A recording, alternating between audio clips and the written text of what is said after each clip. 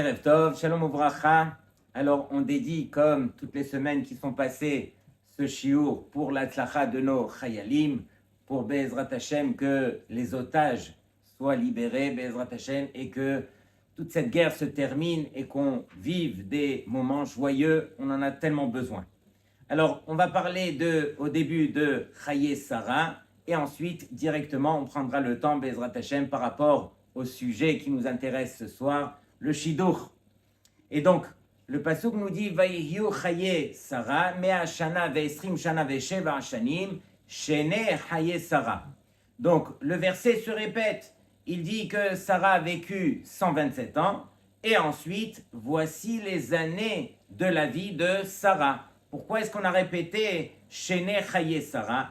Sur cela, Rashi nous dit, parce que tout simplement, Hakol Shavin Letova, Kulan Shavin Letova, toutes les années de Sarah, elles lui ont paru Letova pour le bien. Et Rabotai, combien est-ce que Sarah nous rappelle à l'ordre? Combien de fois ça nous arrive de rencontrer des gens et on leur demande est-ce que ça va? Alors ils te répondent Iyetov, Be'ezrat Hashem, Hashem Ya'azor, que ça ira bien. Et on les rencontre quelques années après.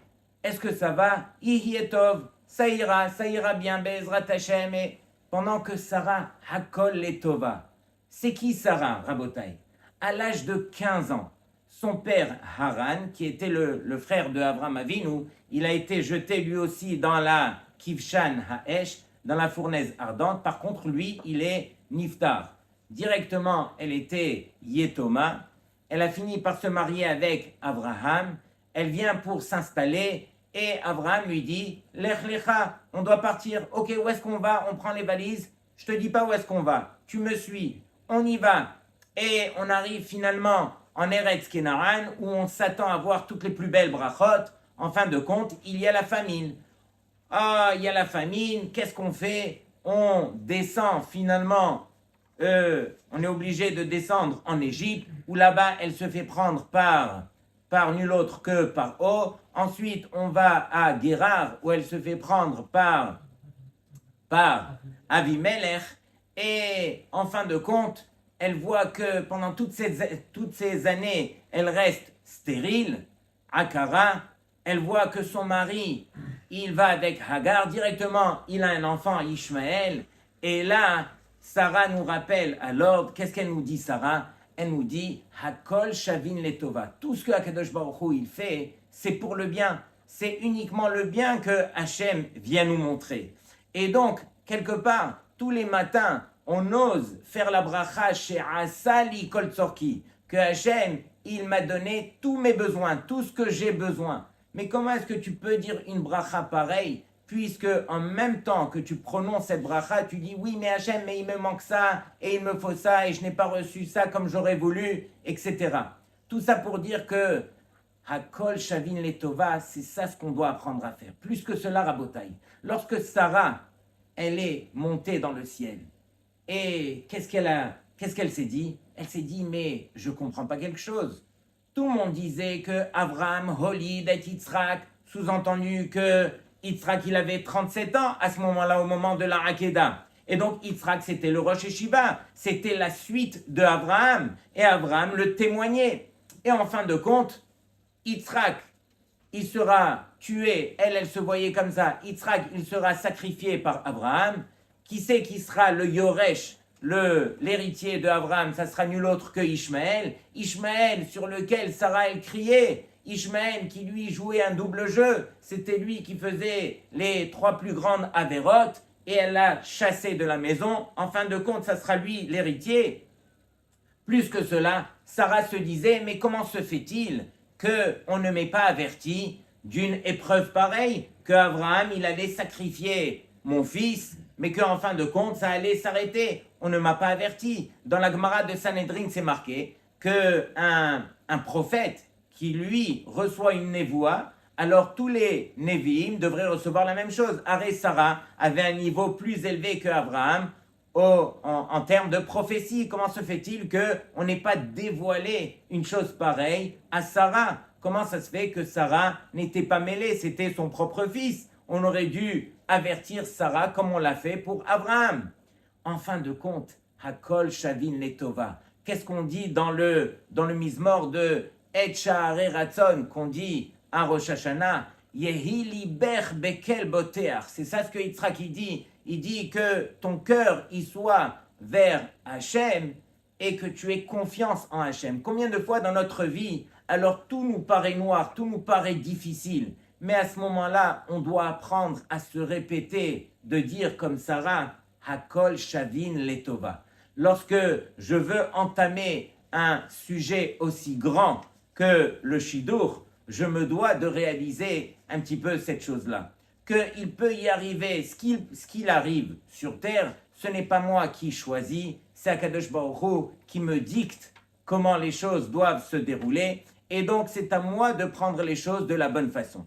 Qui c'est Rabotai qui fait le Shidur? Lorsque je prends le mot Shidur, alors directement je comprends que Hakol Met Hashem, Hakol Min Hashamayim.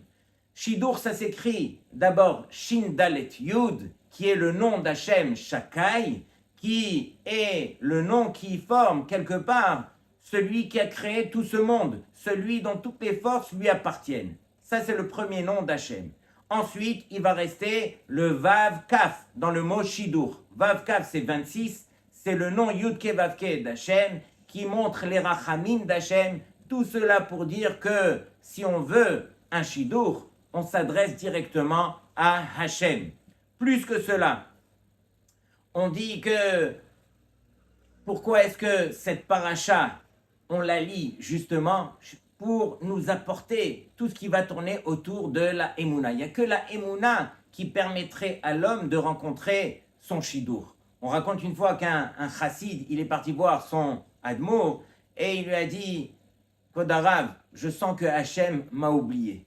Je demande, je cherche des trucs et pas de Shidur, Hachem m'a oublié. » Il lui dit « Je te pose une question. Est-ce que le Malach Hamavet, il a une fois oublié quelqu'un?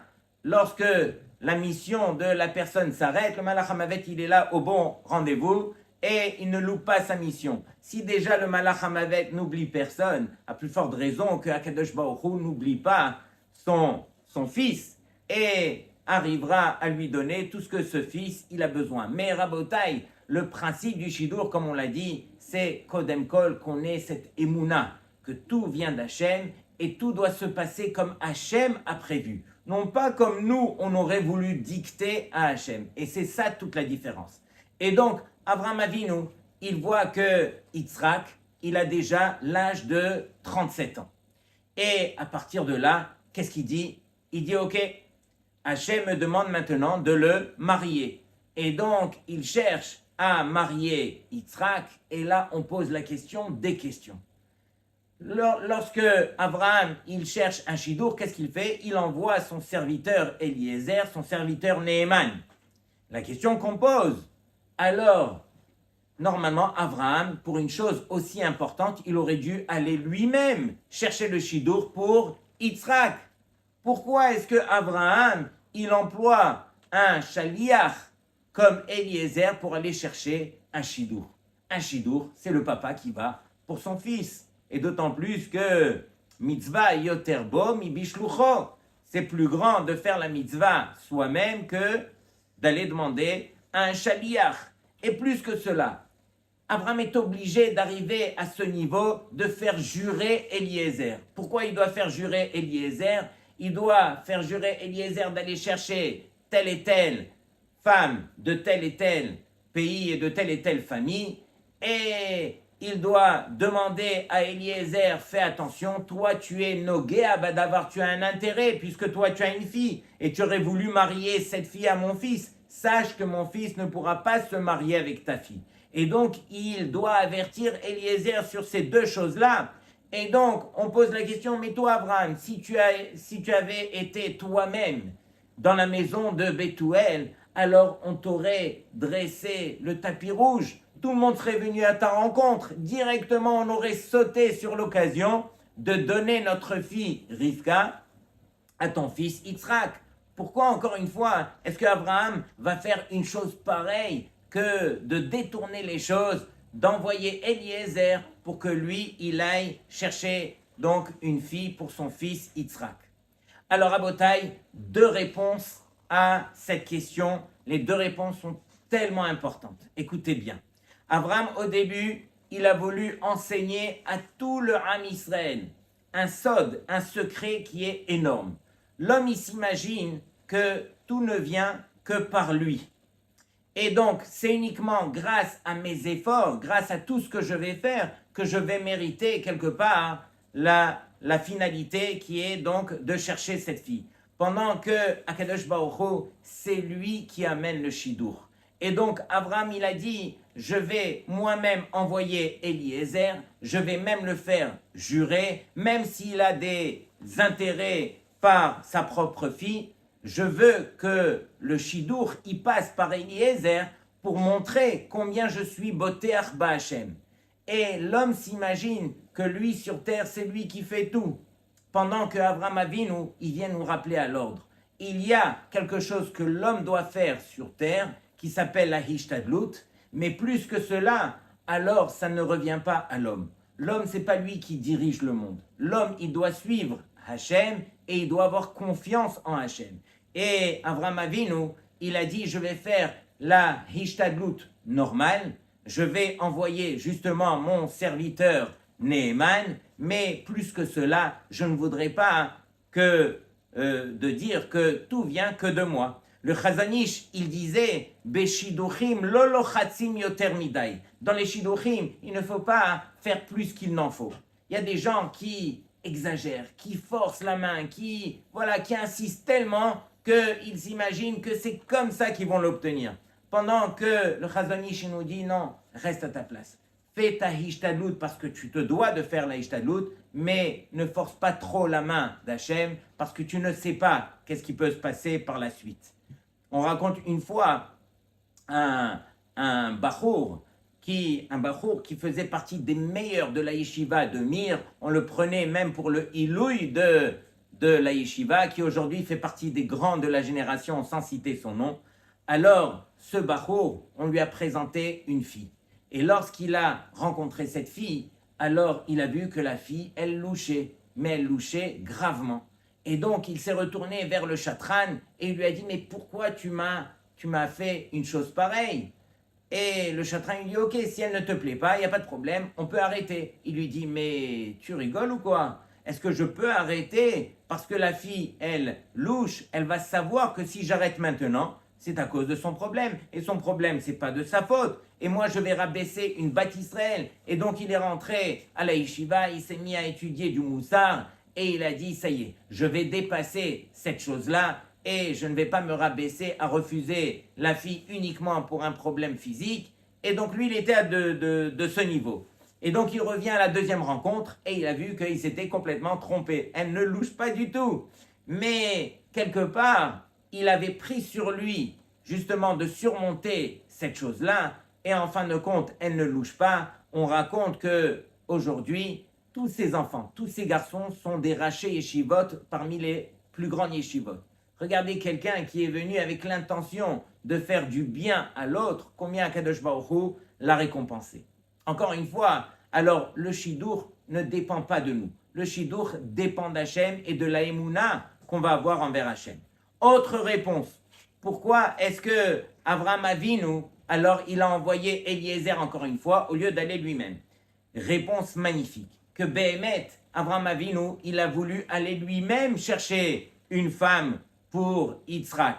Mais il savait que Eliezer, c'était son Eved, qui était tellement Neheman. On l'appelle Eliezer parce qu'il était Dolé ou Mashke mitora drabo l'acherim.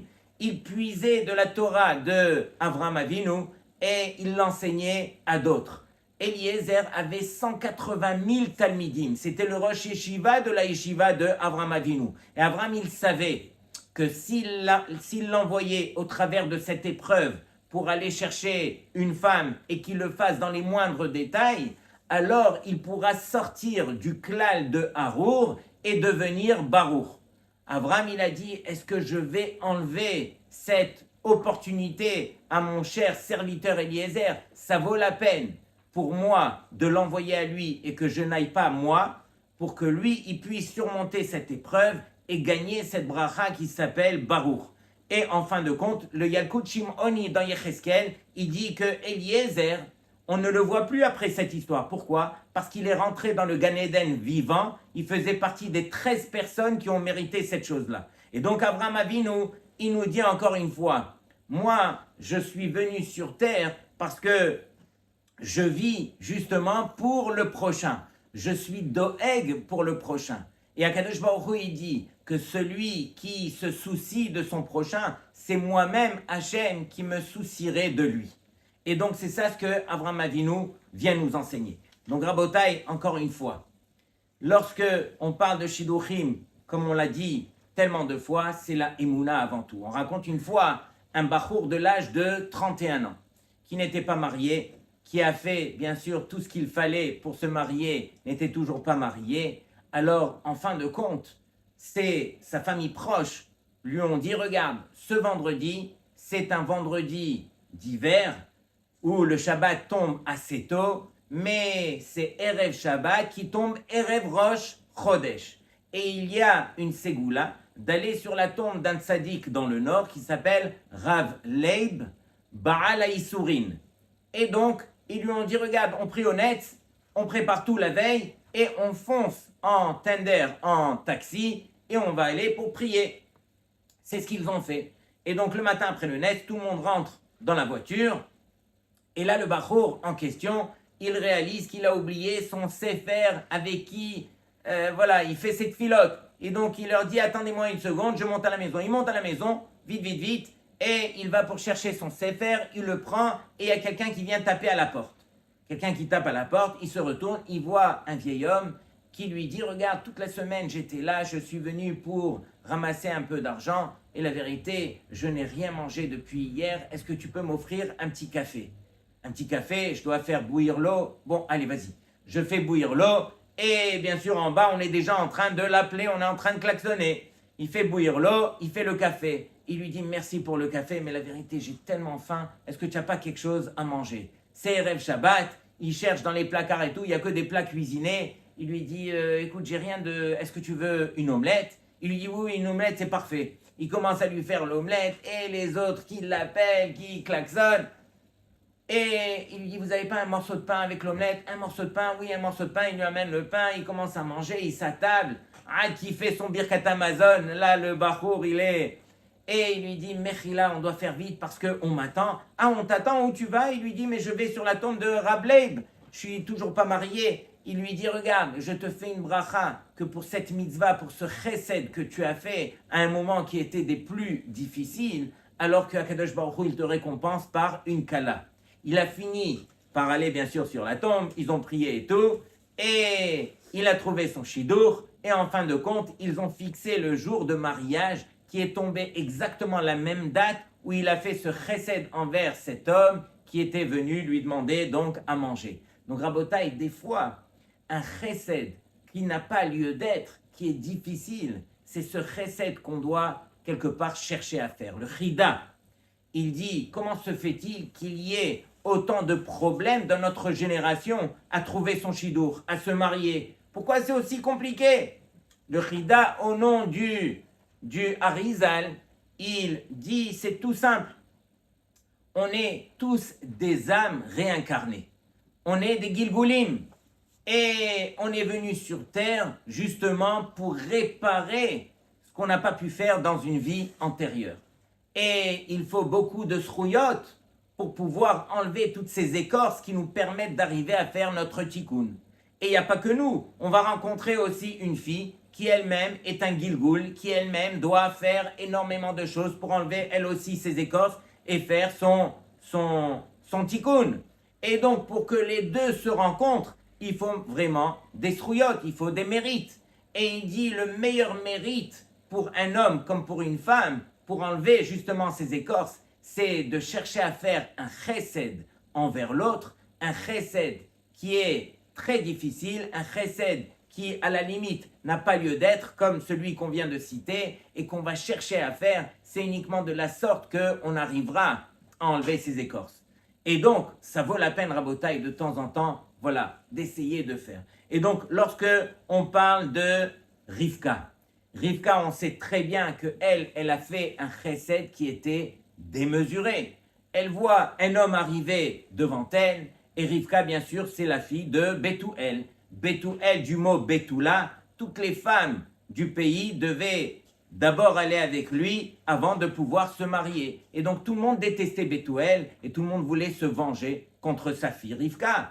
Mais Rivka, qui était restée kshera, kashère, et donc elle arrivait à des moments dans la journée pour aller puiser l'eau où il y avait presque plus personne pour ne pas justement qu'elle se fasse remarquer et justement par tsniout. À ce moment-là, qui c'est qui arrive devant elle? Eliezer, un géant, et il vient avec ses serviteurs, il vient avec ses chameaux, il lui demande à boire, et Rivka, sans hésiter, il lui a demandé de l'eau que pour lui. Rivka, elle lui sert à lui, et après, elle se met à servir ses chameaux. Mais Eliezer, à ce moment-là, il a vu que quand elle est venue pour puiser l'eau, pour Eliezer, en tout cas, quand elle est venue pour puiser l'eau, directement, l'eau montait par miracle. Et donc, il a vu que cette fille, elle était quand même assez spéciale pour que l'eau, elle monte par miracle. Mais quand elle est venue à faire la mitzvah de Gemilut Rasadim, d'aller abreuver les chameaux, là, l'eau s'est arrêtée de monter. Quand on fait une mitzvah, ça devient difficile. Et entre autres, Rabotai, il faut se rappeler à l'ordre. Combien de fois, alors, on est en plein dans la mitzvah, on fait les choses pour Hachem et on voit que les choses deviennent de plus en plus difficiles. Et on se retourne vers Hachem, mais Hachem, moi je fais tout ça uniquement pour toi. Pourquoi ça devient difficile? Justement, c'est ça le but de la mitzvah. Le but de la mitzvah, c'est qu'il y a un effort à faire. Combien dans le ciel on est en train d'attendre? Est-ce que tu vas flancher? Est-ce que tu vas baisser les bras? Ou bien tu vas te battre justement pour accomplir la mitzvah comme il se doit? Une mitzvah, ça a son pesant d'or. Et donc le pesant d'or d'une mitzvah, c'est bien sûr l'effort qu'on va fournir. Et donc Rivka, elle continue. Et elle sert à boire aux chameaux. Et elle fait un chesed qui est vraiment démesuré. Mais on voit que Eliezer, lui, alors il est complètement étonné de ce qu'il est en train de voir. Mais il patiente. Il patiente pour voir est-ce que Akadosh Baruch Hu hitzliach darko ou pas. Est-ce que Hachem, il lui a permis de réussir ou pas? Est-ce que c'est la bonne fille pour mon maître? Il ne va pas se baser sur le miracle qu'il a vu, il va voir les midotes de cette fille. Et Rabotai, la question que je veux partager avec vous, pourquoi est-ce que Eliezer, il met tous les œufs dans le même panier? Je m'explique. Pourquoi Eliezer, il a choisi uniquement la mitzvah de, la mida en tout cas, de Chesed, pour dire c'est Chesed qui va être Kovea, qui va fixer si c'est la bonne femme pour le fils de mon maître. Peut-être qu'elle fait du Chesed, Rivka, mais peut-être qu'elle a énormément d'autres mauvaises midotes, peut-être qu'elle a des mauvais comportements, peut-être que... Mais pourquoi je vais prendre le Chesed et je vais en faire de ça un monde au point de tout miser sur le Chesed? Et donc Rabotai, regardez bien. Comme on l'a dit, le chesed de Rivka, pourquoi est-ce qu'elle s'est efforcée de faire tout cela? Arrête, elle avait peu de temps pour aller puiser de l'eau et revenir chez elle. On l'attendait. Comment se fait-il que Rivka, elle ait fait autant d'efforts? Alors à Botaï, Rivka nous rappelle à l'ordre. Ici, Rivka n'est pas venue quelque part pour faire du chesed envers Eliezer. Eliezer, il a besoin de moi. Ah, ok, alors je vais lui faire du bien, je vais lui faire une tova. Rivka, elle voyait que le chesed, c'était quelque chose qu'elle avait besoin. C'est quelque chose pour lequel elle vivait. Elle savait que la vie, c'était d'apprendre à se tourner vers son prochain et d'apprendre à donner à son prochain ce qu'il a besoin de recevoir. C'est pas qu'elle le faisait pour Eliezer, elle le faisait parce qu'il faut le faire. De même, quand on ouvre la Torah, on voit l'épisode avec Avraham Avinu. Avraham Avinu, à l'âge de 100 ans, où il vient de faire la Brit Mila, où c'est le troisième jour de la Mila qui fait le plus mal, où il y a un soleil de 60 degrés Celsius dehors, où il y a toutes les bonnes raisons, il est en train de saigner, il y a toutes les bonnes raisons pour ne pas faire un chesed, et on voit que Avraham Avinu, il vient nous enseigner, mais non, il faut faire un chesed. Il sort, il se détourne de parler avec Hachem pour aller accueillir les invités. Mais pourquoi tu vas chercher à faire une autre mitzvah? Occupe-toi déjà de la mitzvah que tu es en train de faire et réalise que tu n'es pas en état de faire du chesed. Mais Abraham, lui, n'est pas de ce niveau. Il vient nous enseigner encore une fois que je ne viens pas faire du chesed pour faire du bien à l'autre. Je réalise que moi, Abraham, sans chesed, je ne m'appelle plus Abraham. J'ai besoin de faire du chesed pour m'appeler un Yehudi. Le Yehudi, alors, il trouve sa définition au travers du chesed qu'il fera pour l'autre. Et donc ici, Rabotai, si on réalise plusieurs grands chidushim, Rav Chaim Kanievski Zatzal, il y a un bachour qui vient le voir et il lui dit « Kvod Arav, ani mishtagea bashidochim » je deviens fou avec les shidochim, il n'y a rien qui marche. Combien j'ai essayé, combien j'ai fait, combien j'ai prié, il n'y a rien qui marche. Alors Rav Chaim, il lui dit « Je vais te répondre par deux choses.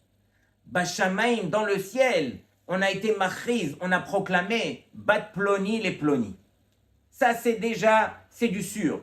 Ta kala, elle est déjà née, elle t'a été dédiée dans le ciel. Bat Ploni les Ploni. Mais quand est-ce que toi tu vas te marier avec elle, ça dépend de tes srouyot, ça dépend de tes mérites, ça dépend de quoi? De tes ma'asim. Si toi tu te bouges au niveau de tes ma'asim, alors plus vite tu pourras la rencontrer. Autre chose, il lui dit, mais rappelle-toi que c'est marqué caché zibugo shel adam kekriyat yamsouf. On ne va pas effacer le verset. Caché veut dire c'est difficile. Donc ça reste difficile. Il ne faut pas s'imaginer qu'on va la rencontrer quand nous on veut la rencontrer, quand on décide. Il faut réaliser qu'on est là encore une fois à Botaï pour être les shlichim d'Hachem.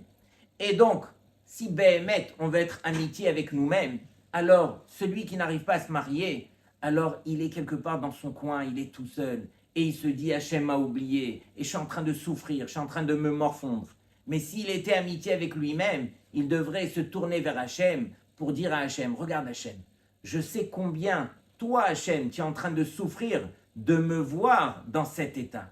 Donc s'il te plaît, pour ta souffrance Hachem, permets-moi de m'en sortir, permets-moi de réaliser quels sont les ma'asim que je dois faire justement pour m'améliorer, pour changer, pour me rapprocher de mon zivoug.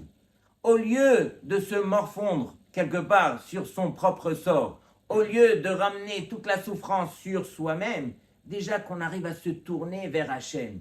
Si nous on souffre, combien Hachem il souffre de nous voir souffrir.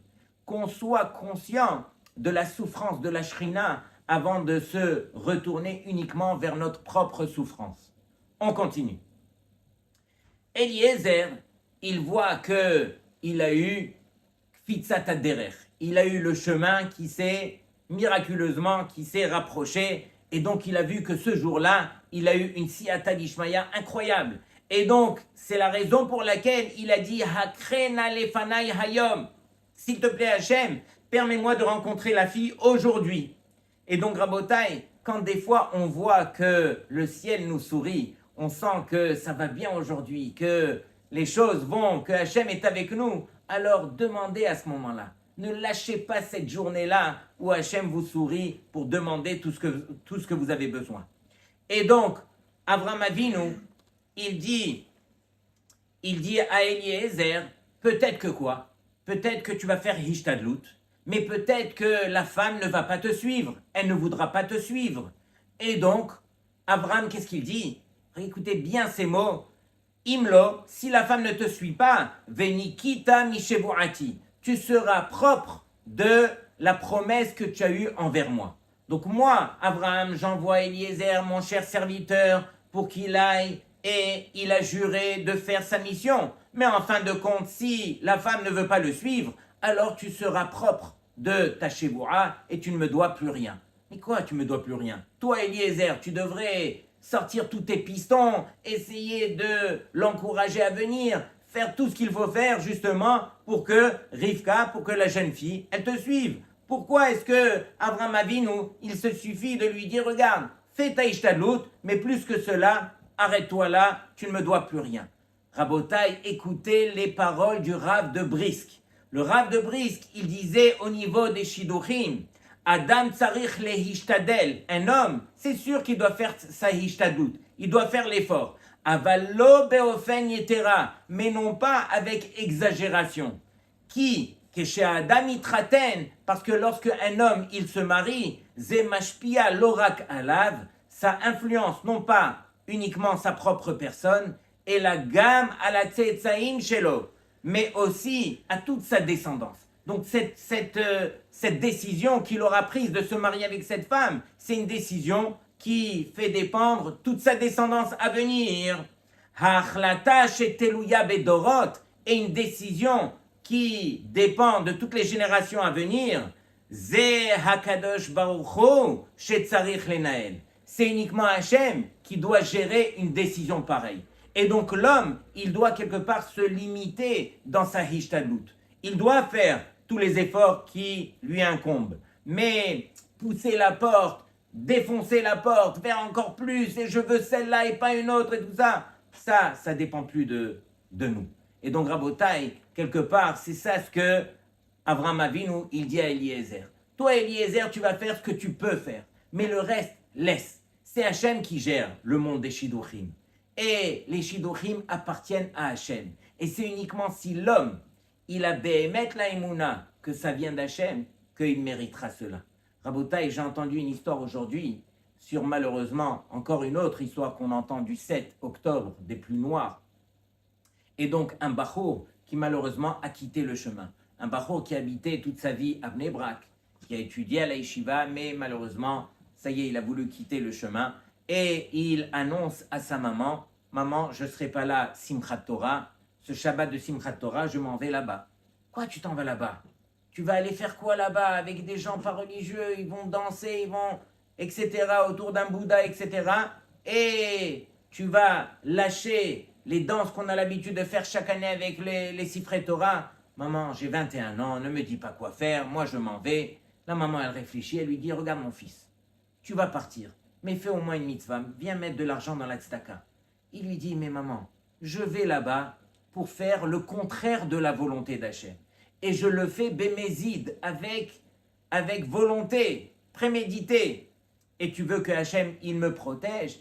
Elle lui dit, regarde mon fils, fais-le pour moi. Mets de l'argent dans la tzedaka. Il lui dit, mais moi je suis un bachot, j'ai pas tellement d'argent, mais mets ce que tu peux.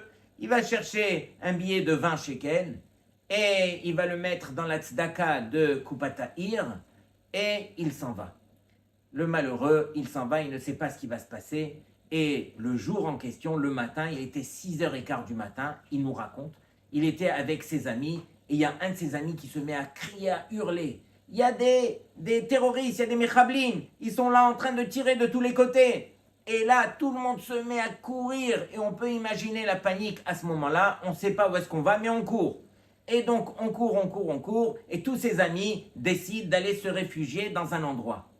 Et lui, quand il voit cet endroit, il ne sait pas pourquoi, mais il n'a pas envie d'aller là-bas. Et donc, tous les amis rentrent là-bas et lui, il continue sa course. Il continue sa course et pendant qu'il courait, il témoigne qu'il voyait les balles défiler autour de lui. Aucune balle ne le touche. Et là, il voit au loin une voiture. Il fonce vers la voiture. Il ne sait pas quoi faire. Il se réfugie sous la voiture. Et à ce moment-là, il contemple la scène. Il voit que le premier endroit où les terroristes, ils arrivent, alors c'est cet endroit où tous ses amis sont partis se réfugier. Et bien sûr, tous les terroristes commencent à tirer. Ils ont tué tout le monde là-bas. Et donc lui, il voit cela, il ne sait plus où mettre la tête. Il voit que les terroristes, ils sont en train de tirer de tous les côtés. Il voit qu'il y a tellement de gens qui sont partis se cacher en haut des arbres. Ils ne savaient plus où aller. Ils sont partis en haut des arbres. Les terroristes qui tirent en haut des arbres, tous les corps qui tombent. Et les terroristes qui continuent, qui commencent à fusiller, qui commencent à brûler, qui commencent... Et lui, il ne sait plus où se mettre. Il est, comme on a dit, sous la voiture. Et il est resté sous cette voiture pendant 5 heures. Et pendant qu'il était sous la voiture, il dit, Ribono shel Olam. Il dit, je suis venu à cet endroit pour faire le contraire de ta volonté. Et la petite tzedaka que j'ai mis avant de venir, elle me protège. Je réalise combien une mitzvah, elle est importante à tes yeux. Et donc, Rabotai, c'est vrai qu'on est chacun des petits juifs, chacun avec sa petite volonté, chacun avec son petit cœur. On se doit, ne serait-ce qu'une petite mitzvah, de le faire pour que Akadosh Baruch Hu, il prenne pitié de son peuple et qu'il sauve le Ham Israël et qu'il permette à tout le monde de retrouver sa place, de retrouver la vérité, qu'il protège, mais vraiment tout le monde, qu'il protège les Palestiniens, qu'il protège tous les goïms, de réaliser la vérité et qu'on puisse, nous, le Ham Israël, être ce shaliach d'Hachem qui puisse enlever le mal de ce monde-ci. Donc, Rabotai, une petite mitzvah peut-être, la Emouna, pour nous permettre à tous les béné Israël qui ne sont pas encore mariés, les garçons comme les filles, de trouver leur bon chidour. Shabbat shalom les kulchem.